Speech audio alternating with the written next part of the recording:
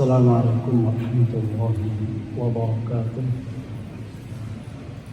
إن الحمد لله نحمده ونستعينه ونستهديه ونستغفره ونعوذ بالله من شرور أنفسنا وسيئات أعمالنا. من يهده الله فلا مضل له ومن يضلل فلا هادي له. أشهد أن لا إله إلا الله وحده لا شريك له وأشهد أن محمدا عبده ورسوله.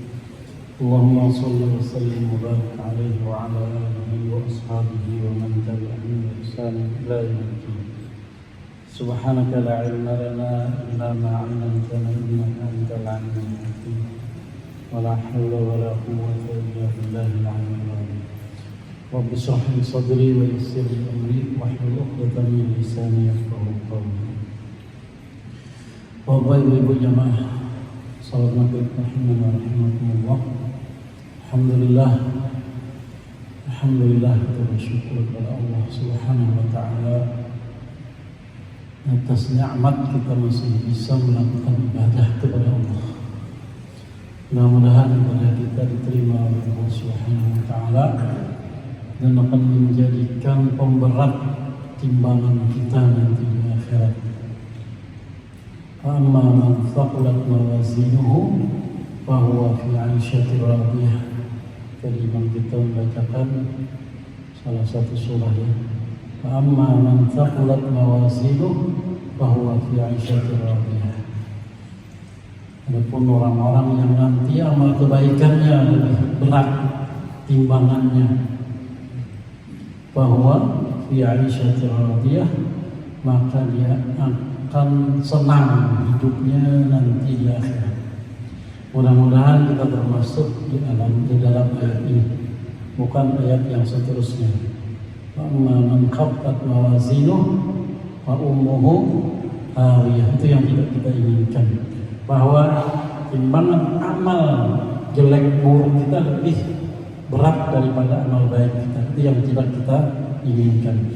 Makanya kita berusaha semaksimal mungkin, mumpung kita masih diberi kesempatan oleh Allah Subhanahu wa taala untuk selalu memperberat dengan ibadah, tentunya timbangan kebaikan-kebaikan kita nanti di akhirat. Mudah-mudahan dengan duduknya kita di sini hanya antara maghrib dan isya, walaupun waktunya sedikit, tapi dengan keikhlasan Allah memasukkan kita kepada orang-orang fa'amma man thaqulat mawazinuhu fahuwa fi 'aisyatin radiyah, yang sangat kita harapkan.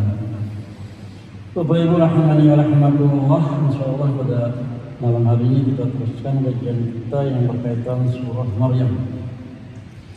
Allah Subhanahu wa taala berfirman, A'udzu billahi minasyaitonir rajim. Wa kana ya'muru ahlahu bis-salati waz-zakati wa kana 'inda rabbih mardiyya.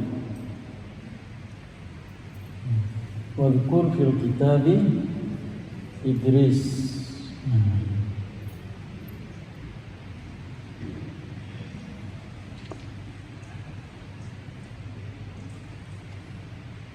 Wadhkur fil kitabi Idris. Wadhkur fil kitabi Ismail innahu kana sadiqal wa'di wa kana rasulan nabiyya. Wa kana ya'muru ahlahu bis-salati waz-zakati wa kana 'inda rabbih mardiyya. Kemudian Allah teruskan, wadhkur fil kitabi Idris innahu kana siddiqan nabiyya.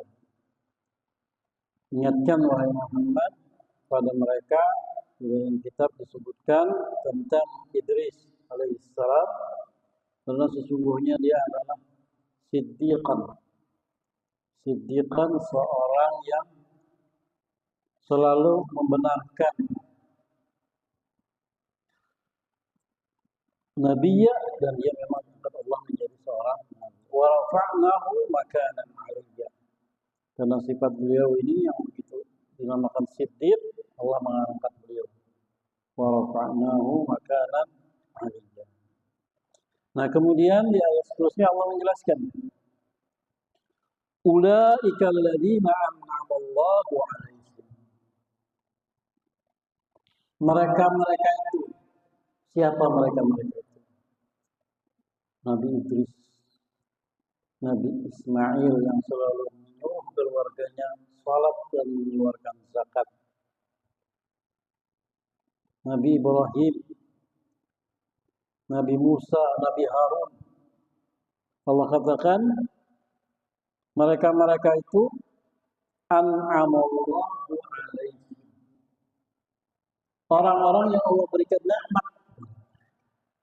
Jadi diangkat menjadi nabi, diangkat menjadi rasul, itu adalah sebuah nikmat yang memang itu adalah hak prioritas Allah Subhanahu wa taala.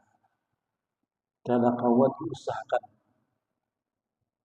Kada kawat diusahakan walaupun ada mengaku nabi. Banyak sekarang yang mengaku nabi itu ada kisah siapa itu? Banyak tuh Musabdi. Yalah. Siapa lagi yang binian itu? Siapa? Lia Idam. Bahkan setelah Nabi wafat pun banyak yang mengaku nabi. Di antaranya Musailamah al-Kadzdzab. Mengaku. Tapi ini tidak. Mereka-mereka ini adalah orang-orang yang diberi Allah nikmat. Lebih an'ama alaihim. Diberi oleh Allah mereka itu nikmat yang lebih dari di antara hamba-hamba yang lain. Minan nabiyyin. Mereka-mereka diangkat oleh Allah menjadi nabi min dzurriyyati Adam. Dari keturunan Nabi Adam alaihissalam, mulai Nabi Adam. Wa mimman hamalna ma'a Nuh. Dan di antaranya ada orang-orang yang ikut di perahu atau di kapal Nabi Nuh. Kemudian juga nabi-nabi itu ada juga wa min dzurriyyati Ibrahim.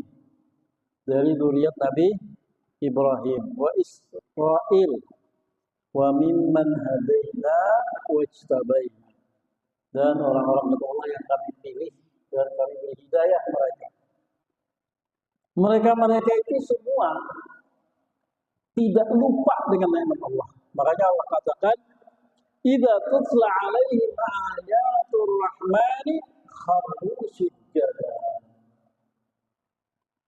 Ini orang yang tidak lupa dengan nikmat Allah.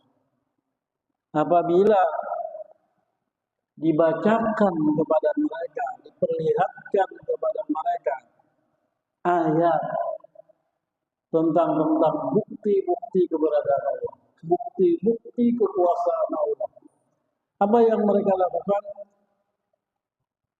Kharru, bukti-bukti kekuasaan Allah yang bersifat rahmat. Jadi semua yang Allah berikan itu hanya kasih sayang Allah. Dan mereka tidak melupakan kasih sayang Allah itu. Tidak melupakan. Sehingga hasilnya apa? Idza tutla 'alaihim ayatul rahman. Apabila dibacakan, diperlihatkan kepada mereka tentang tanda-tanda kebesaran Allah, tanda-tanda kekuasaan Allah, tanda-tanda nikmat yang Allah berikan kepada mereka apa? Kharru, tersungkur mereka, sujadan, bersyukur sujud mereka kepada Allah. Tidak mempergunakan nikmat Allah itu untuk yang tidak diridhai Allah. Bahkan mereka sujud bersyukur, tersungkur mereka, kharru sujadan wa bukiya. Bahkan mereka sampai menangis, meresap.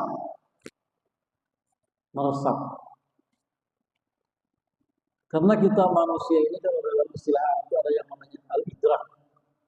Idrak itu kita melihat sesuatu. Kemudian ada yang namanya al-wujdan.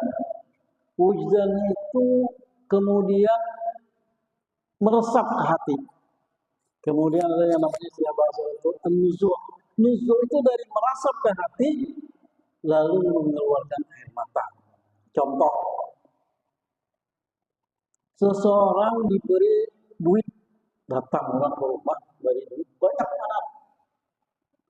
Melihat duit yang banyak itu namanya idrak. Kemudian setelah melihat itu dia merasa terharu. Itu namanya wujdan kalau dalam bahasa Arab. Begitu dia terharu, dia meneteskan air mata. Itu namanya nuzul kalau dalam bahasa Arab. Meresap ke hatinya ini. Meresap dalam hatinya. Hingga dengan nikmat-nikmat Allah itu, mereka sama sekali tidak ada kesombongan. Bahkan itu menyadarkan mereka dan membuat mereka tersungkur bersujud kepada Allah, menangis. Orang kalau dapat nikmat itu biasanya yang di luar dari kebiasaan sampai menghasilkan air mata. Begitu juga mendapat bala, ditimpakan bala yang di luar kebiasaan, menangis. Yalah. Ini yang mereka rasakan. Kalau kita umpamanya, mungkin kalau dapat nikmat itu cuma sekedar alhamdulillah. Kada sampai terharu hati itu kadang-kadang. Apalagi meneteskan air mata. Mereka ini setelah melihat terharu dan meneteskan air mata. Sehingga mereka tersungkur. Tidak terasa lagi mereka sujud kepada Allah. Jangan bahasa kita itu refleks. Sudah. Karena sudah sering. Ini luar biasa orang-orang yang Allah sebutkan di ayat. Itulah mereka-mereka para nabi-nabi dari keturunan Nabi Adam, Nabi Nuh, Nabi Ibrahim dan Nabi Yakub alaihissalam. Allah menyebutkan mereka itu, Allah lebihkan kepada mereka yang tidak diberikan kepada orang lain. Karena nikmat kenabian, nikmat rasul itu tidak bisa diusahakan.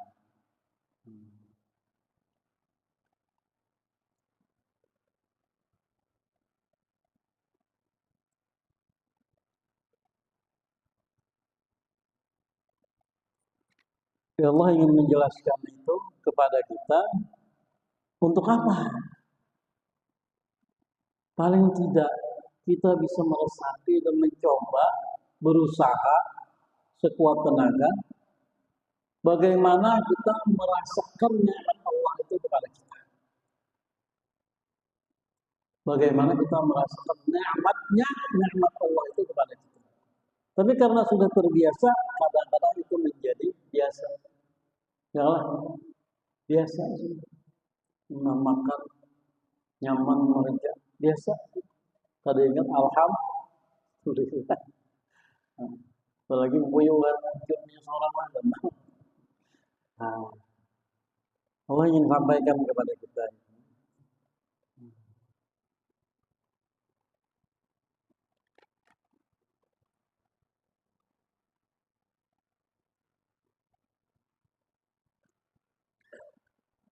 Min dzurriyyati Adam wa mimman hamalna wa min dzurriyyati Ibrahim wa Israil. Israil itu nama lain daripada Nabi Yakub alaihissalam.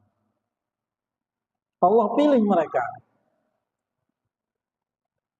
Keadaan mereka Allah ingin sampaikan kepada kita. Begitu mereka meresapi dengan iman yang begitu kuat, kalau mereka membaca ayat-ayat Allah, melihat ayat Allah, ayat kauniyah atau ayat Al-Qur'aniyah ini, yang menjelaskan tentang hal-hal yang baik dalam Al-Quran, banyakkan yang baik-baik itu, yang kita belum menyaksikannya, tentang surga, neraka, alam kubur, semua itu hal-hal yang baik. Mereka kharru sujjadan wa buqiyya. Ini luar biasa. Makanya kata Rasulullah sallallahu alaihi wasallam, kata Siti Aisyah radhiyallahu anha ketika Nabi sallallahu alaihi wasallam menyuruh Abu Bakar radhiyallahu anhu untuk menjadi imam, suruh Abu Bakar, kata Nabi sallallahu alaihi wasallam waktu beliau sakit itu, suruh Abu Bakar untuk menjadi imam. Kata Siti Aisyah radhiyallahu anha, wahai Rasulullah, kalau yang lain menjawab, kenapa? Karena Abu Bakar itu setiap baca Quran nangis. Setiap baca Quran nangis. Saking meresapnya apa yang beliau baca. Maaf, kita kadang-kadang baca Quran sambil mengendam. Kita kadang-kadang setelkan ayat-ayat Al-Quran Ya cara-cara apa kan setelkan ayat Al-Quran. Kita asik bukan ya. Mendingan kita bisa setel ayat Al-Quran. Bukan mengolah pahala, tapi menjadi dosa. Menjadi dosa. Tapi Abu Bakar radhiyallahu anhu kita baca ayat Quran itu beliau menangis karena begitu meresap dan mengertinya tentang Al-Quran. Nah kemudian di ayat seterusnya Allah ingin menjelaskan tentang orang-orang yang setelah mereka ini, setelah para nabi-nabi, apa yang terjadi Allah sampaikan. Allah berikan kabar kepada dan ini pasti. Fa khalafa min ba'dihim khalqun, kata Allah. Maka setelah mereka itu ada generasi adha'us shalah. Mereka tidak menghiraukan lagi salat. Karena salat itu syariat para anbiya. Semua nabi-nabi itu ada perintah salatnya. Adha'us shalah. Mereka abaikan itu salat. Mereka tidak peduli. Dan para ulama di sini mentafsirkan ayat ini. Ada yang mengatakan secara tekstual, kata mereka memang mereka tidak salat sama sekali. Ada yang mentafsirkan adha'us shalah ini mereka salat, tapi salatnya tidak mempengaruhi dalam kehidupannya, tidak mencegah kemaksiatan.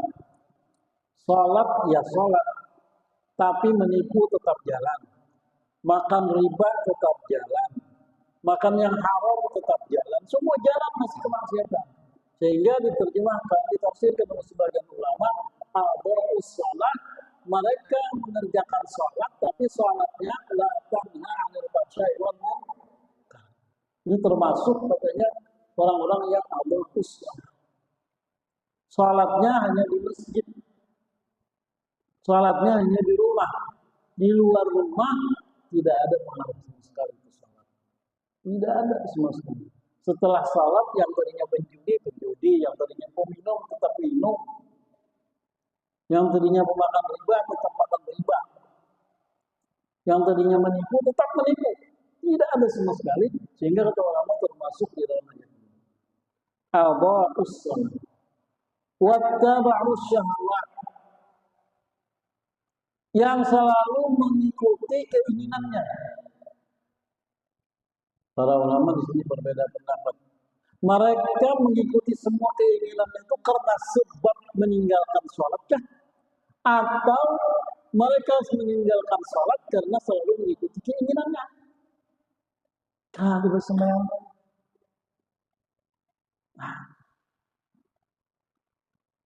adha'us sholata wattaba'us syahwat.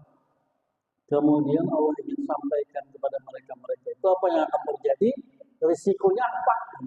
Allah sampaikan. Fasawfa yalqawna ghayya. Nanti mereka itu di akhirat akan disiksa. Udah jelas. Risikonya itu jelas. Disampaikan sudah. Jelas. Nah, sudah dijelaskan oleh Allah Subhanahu wa ta'ala. Fasawfa yalqawna ghayya. Nanti kata Allah, mereka akan mendapatkan siksa, azab di akhirat. Kata para ahli ilmu jiwa, ilmu nafs mengatakan, memang asyahwah itu dari zatun fitriyah.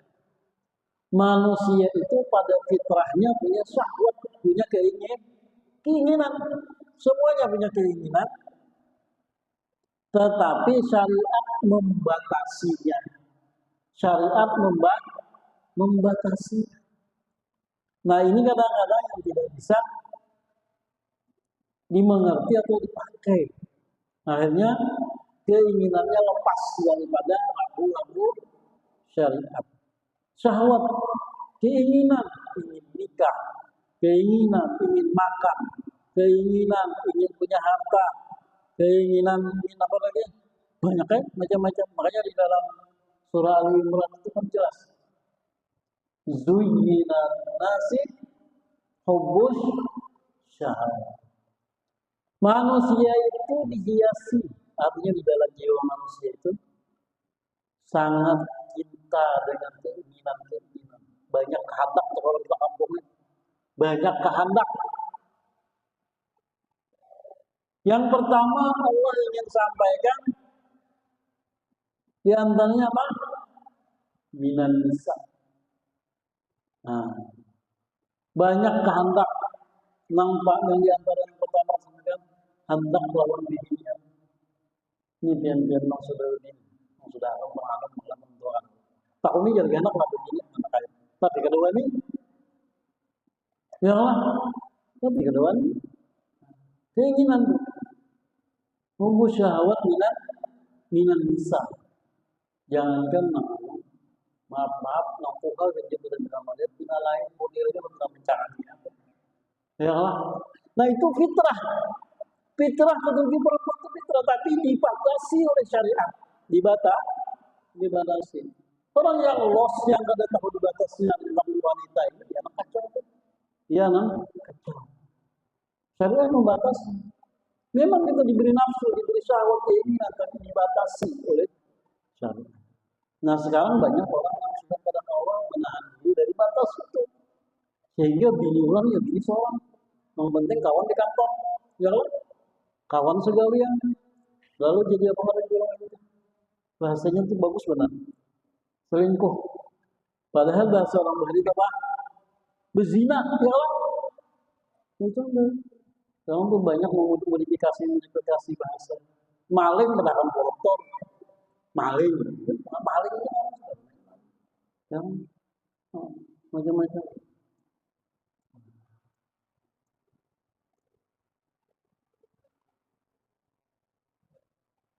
Karena perempuan itu adalah asyaddu fitnah.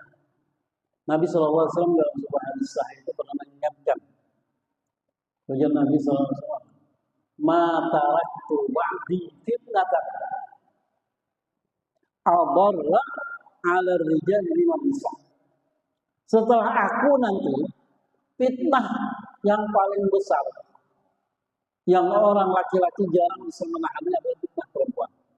Fitnah perempuan. Itu sudah Nabi jelaskan. Supaya jangan karena dosa, ya jalannya ada syariat membatasi. Batasnya kayak apa? Tidak boleh lebih daripada 4. Ya lah. Nah, tapi di sini kita ada sama 4.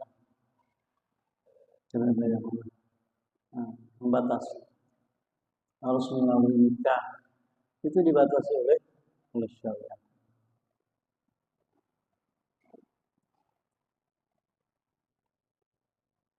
Kenapa? Untuk menyalurkan keinginan manusia tadi. Supaya banyak nanti punya anak. Wal banin.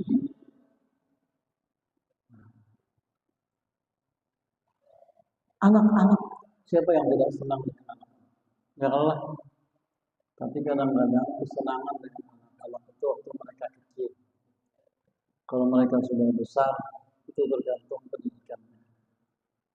Belum sering katakan orang tua murid itu lebih baik dia menangis sekarang, lebih salah dia berpotong daripada kayaknya karena dia menangis melihat tuanya. Kadang-kadang kan orang tua itu ada tega. Ingat teman SD, terus orang berpotong sudah. Ya Allah, terus orang mau ini kesiannya anak itu menangis waktu itu.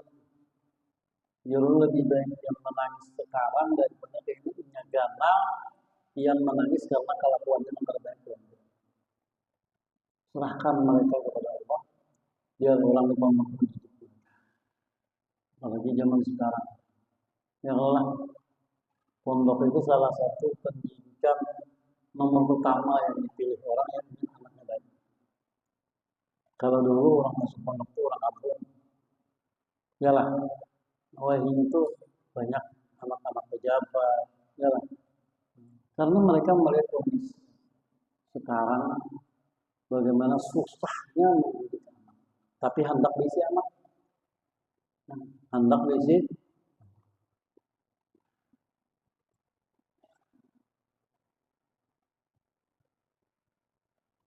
Wal qanatir muqantarah minad dhahab wal fiddah. Hendak banyak di sini. Qanatir muqantarah itu jaga bahasa orang begitu. Hendak segunung isi emas. Hendak segunung. Arti segunung itu kada awal itu lagi saking banyaknya. Hendak hendak barat. Wal khailil musawwamati wal an'am wal hars. Nah, dan hendak berisi kendaraan yang bagus. Hendak berisi kendaraan yang bagus. Sehingga kadang-kadang dia melewati batas kemampuannya ada, tapi dipaksakan. Itu melewati batas. Nang kemampuan perkara paksa ya sudah perkara paksa. Kalau usaha dikirakan perkara lompat. Kalau usaha perkara lompat. Kalau siap saat 3 bulan tarik kurang, kacau jadi. Ini sesuaikan dengan kemampuan. Itu syariat Allah menjelaskan itu. Syariat Allah itu sesuaikan dengan kemampuan. Karena syahwat keinginan manusia itu wal qanatir muqantara wal khairil musawwamah. Sudah. Kalau dulu kan khair itu kuda yang bagus, kendaraan cepat. Sekarang kan banyak model-modelnya. Sudah sesuaikan. Jangan mengikuti hawa nafsu syahwat. Mengikuti hawa nafsu syahwat itu kadang-kadang. Allah ingin jelaskan kepada kita. Kalau kamu semua itu yang disebutkan tadi apa? Zalika mata'ul hayatid dunya. Itu hanya sementara. Boleh, tapi jangan berlebihan. Bukan melarang, tidak. Allah tidak melarang.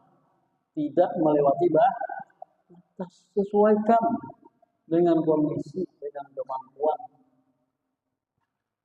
Wallahu indahu husnul ma'ab.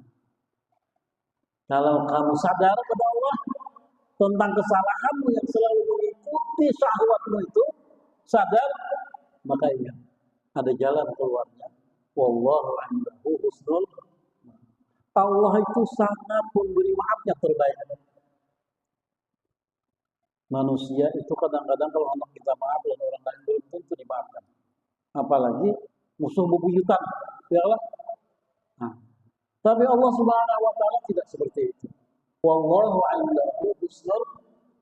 Kata Allah, kalau memang sudah itu dilanggar semua tadi sudah berlebihan, maka kembalilah.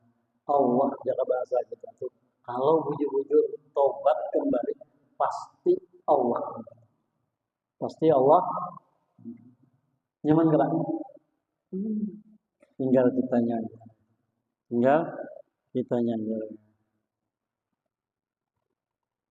Nah, kalau ini apa? Musyawarahnya banyak kan?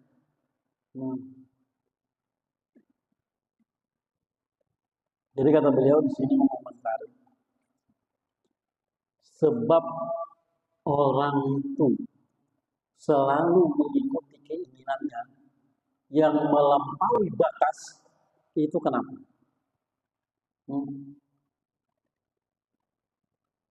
Ittiba'ul hawa wal ghaflah antah. Dua sebab. Dia lalai untuk melakukan ketaatan kepada Allah. Kada hendak beribadah. Lalai. Satu sebabnya. Yang kedua ittiba'ul hawa. Karena dia selalu mengikuti hawa nafsunya. Yang ketiga, waris ketus. Bergaul dengan orang yang buruk. Yang tiga ini penyebabnya. Ghaflah anit ta'at. Sudah tidak mempedulikan lagi tentang ketaatan kepada Allah. Yang kedua, mengikuti hawa nafsunya. Yang ketiga, rifqatus su'. Apa rifqatus su'? Berteman dengan orang yang buruk. Ini pengaruhnya nih. Dan sekarang ini luar biasa.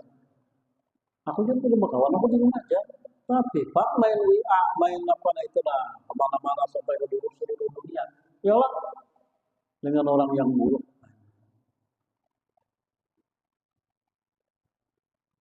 Padahal dalam surah Hajj itu kan dijelaskan, "I'lamu annamal hayatud dunya la'ibun wa lahwun wa zinatun wa tafakhur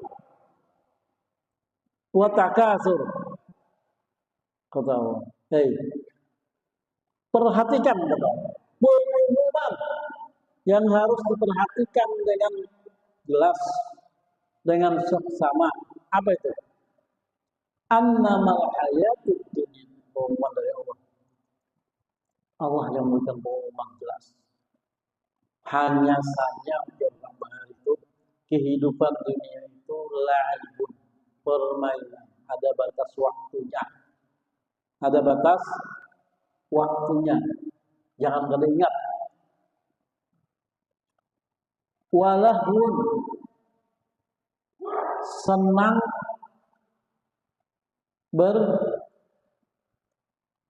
berpapanderan mengambil hasil.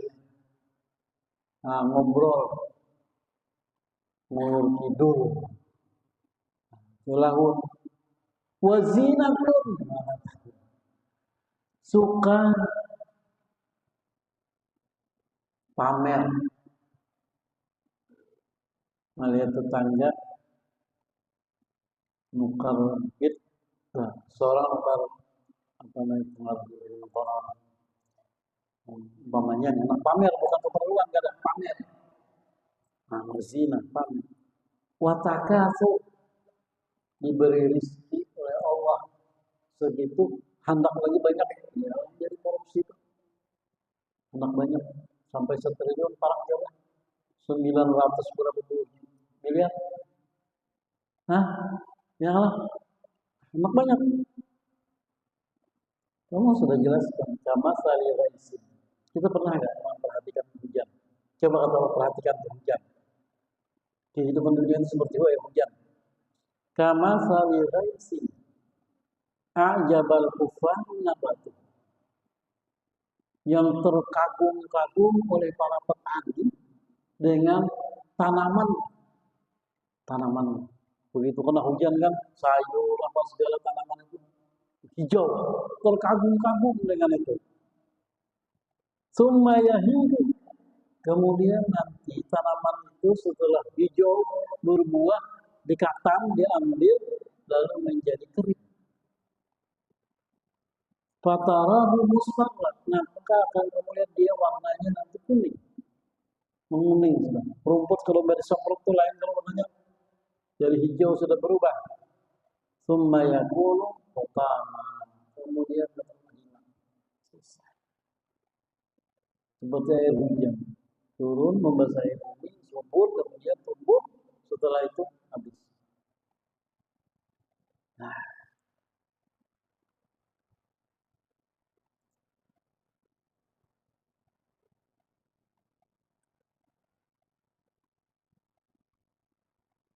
dalam sebuah hadis itu Rasulullah SAW menjelaskan dari riwayat Anas radhiyallahu anhu, innakum la ta'maluna a'malan hiya adaqqu min fi a'yunikum min asy-syams.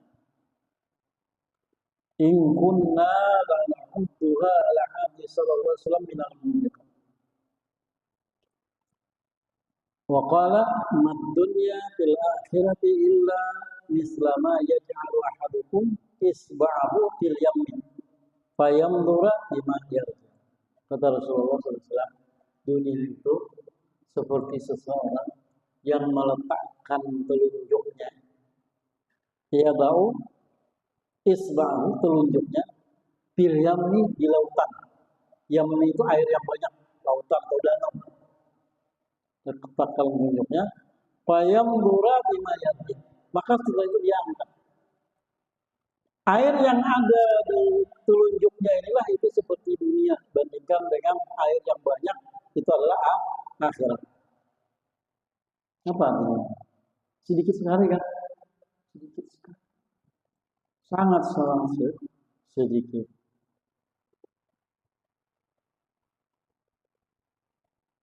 Lau kanatid dunya tazinu 'inda Allahi janaha ba'udah, katanya. Seandainya dunia itu berharga, seandainya dunia itu berharga di sisi Allah, kalau ditimbang seperti sayap nyamuk. Masaka kafiran minha syurbatan. Artinya harganya itu timbangannya kayak sayap nyamuk. Harganya tuh. Artinya harganya murah banget ya. Ya Allah. Kayak itu aja kan kata Nabi.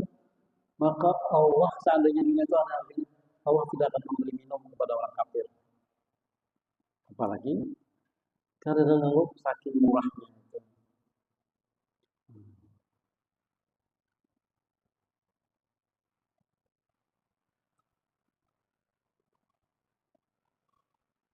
Ini yang berkaitan dengan keinginan.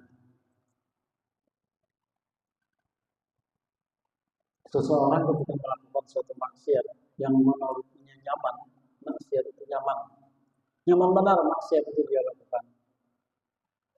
Itu kenyamanannya itu kata ulama hanya sebentar.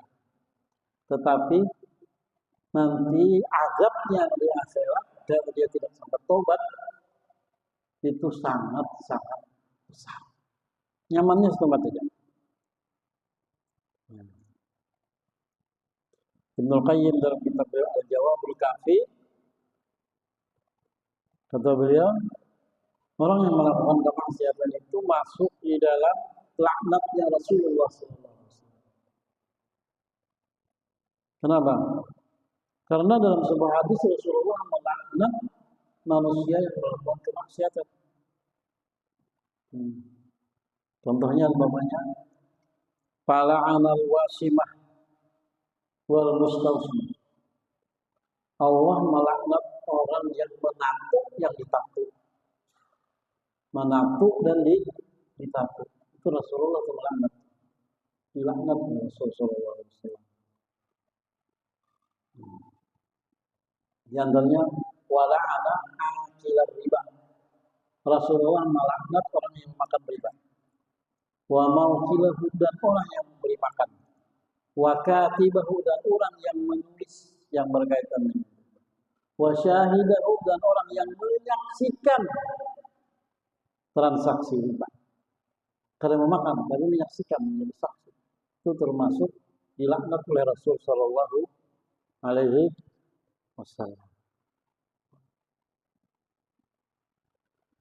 Bahkan kata ulama mengatakan yang selalu mengikuti keinginannya melewati batas yang ditentukan syariat itu menjadi sebab zawalul ni'am, menjadi sebab dihilangkannya nikmat-nikmat yang akan datang, menjadi sebab. Karena ada ucapan dari seorang sahabat, ma nazala bala'un illa bi dzambin wala rufi'a bala'un illa bi tawbah. Ini bala itu diturunkan oleh Allah karena sebab dosa. Dan akan diangkat karena taubat. Wa ma asabakum min musibatin fa bima kasabat aydikum wa ya'fu an katsir. Musibah yang ditimpakan Allah kepada kamu itu karena perbuatan dosamu. Dan Allah memaafkan banyak. Ya hanya kalau dimaafkan itu tidak bisa karena musibah dosa. Tapi Allah banyak memaafkan. Hanya sebagian saja yang Allah ingatkan kepada kita.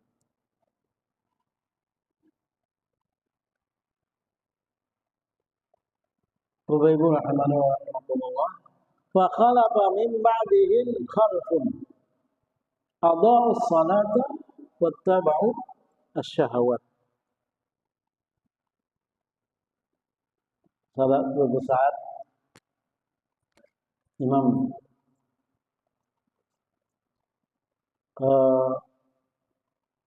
Ibrahim bin Adham didatangi oleh seseorang. Kemudian dia bertanya, katanya, wahai Ibrahim bin Adham, saya tidak bisa menahan dari melakukan dosa. Karena kau menahan. Karena kau menahani yang dosa itu. Karena kau menahan.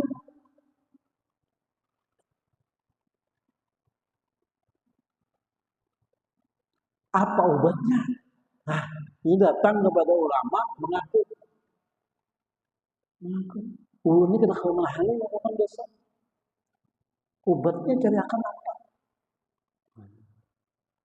Fahal ajidu indaka ma yakunu jaziran laha an fi'lil ma'asi wal dhunub. Kaulah yang memberikan obat supaya aku bila hendak mau membuat dosa itu, hendak maksiat itu, ada kawak itu nak ada, nah itu obatnya apa? Cuma sakit kepala gimana coba? Mungkin moral jin. Ah, ya kawan, mbak itu sakit tak selesai dah. Tapi ini orang ini anak baik jadinya berbeda. Turun kena kemenangan. Tapi apa obatnya? Kata beliau, mau lah kamu ada 5 macam. Lah, bila kamu kau melakukan 5 macam, kamu nah. Yang pertama kata beliau, kalau ikam hendak melakukan maksiat, maka ikam ingat nasi nah hanya ikam makan, roti nah hanya ikam makan, banyu nah hanya ikam minum itu adalah itu pemberian Allah. Itu pemberian. Nang maulah awak ikam kau berjalan gara-gara makan tenaga kuat itu nah ikam makan itu pemberian Allah. Kira-kira itu apa? Jadi boleh maksiat karena Allah melarang maksiat. Nah, sampai di situ dulu mudah-mudahan sampai. Nah itu dulu jadi kita anak melakukan maksiat itu kalau terjadi karena mengakhiri ingat nang maulah aku kawan melakukan maksiat ini gara-gara ada tenaga. Dari mana tenaga? Karena makan. Siapa yang beri rezeki Allah? Kalau jadi itu supan jadinya lawan Allah. Supan jadinya lawan Allah. Mudah-mudahan kayaknya bisa kita sambung atas hal-hal yang mungkin terdengar yang sangat ma'arabtu ilal khair dan menginginkan sesuatu untuk kebaikan kita sebarata. Mudah-mudahan kita selalu istiqomah dalam kebaikan. Mudah-mudahan Allah Subhanahu wa taala juga memberikan kebaikan-kebaikan kepada keluarga kita dan kawan-kawan kita. Mudah-mudahan kita tentunya diberikan husnul khatimah. Subhanallah wa bihamdika asyhadu an la ilaha illa anta astaghfiruka wa atubu ilaik. Assalamualaikum warahmatullahi wabarakatuh.